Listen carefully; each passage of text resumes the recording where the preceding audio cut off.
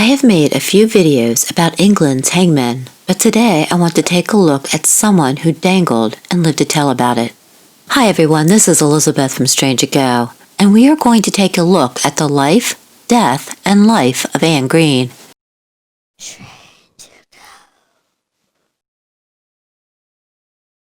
Anne Greene was born roughly around 1628 in Oxfordshire. As a young adult, she worked as a scullery maid in the home of a justice of the peace. Then, when she was 22 years old, she claimed she was seduced by her employer's 16 or 17-year-old grandson. She became pregnant, but said she did not realize that she was with child until she miscarried 17 weeks later. Having miscarried in the privy, she was terrified and tried to hide the remains of the fetus. Unfortunately, the remains were found. Her employer prosecuted her under the Concealment of Birth of Bastards Act of 1624, which stated that any woman who tried to hide the miscarriage of an illegitimate child was a murderer.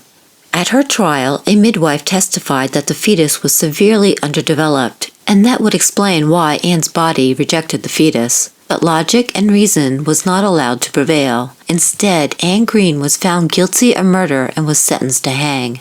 On December 14, 1650, Anne was hanged at Oxford Castle. She had asked her friends to pull on her body as she dangled to help speed along her death. At times, they would lift her up and pull her down with a sudden jerk, until the undersheriff told them to stop because he was afraid the rope would break. She was also struck several times with the butt of a musket to end her suffering. Anne was left to dangle at the end of the rope for 30 minutes, and all believed she was finally dead. Her body was cut down and taken away to Oxford University so that doctors could dissect her for medical study.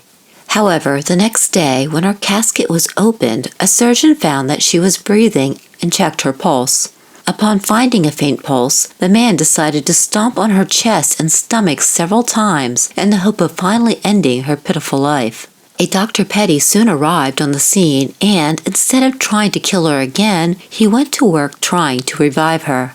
Roughly 12 hours later, Anne came to her senses and could speak. 4 days later, she was eating solid foods. After a month, she was fully recovered.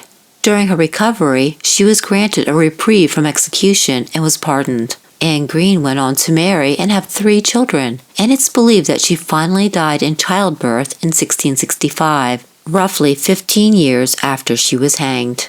And with that, thank you for watching my latest video. Please don't forget to give this video a like, and while you're at it, subscribe to Strange Ago to keep up with the latest videos covering our strange history.